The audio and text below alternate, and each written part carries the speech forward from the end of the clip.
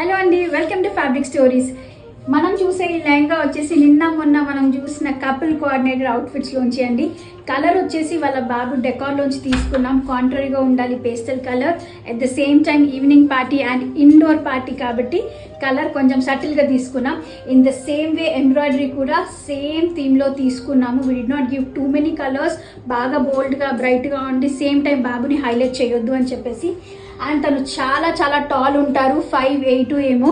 So తన హైట్కి ఒకటే colour పైనుంచి కిందకి ఇస్తే సాలిడ్ కలర్ చాలా లావుగా మరీ పొడువుగా గలీజ్గా కనిపిస్తుంది అని చెప్పేసి కలర్ గ్రేడేషన్ చేశాము, which is my favourite doing.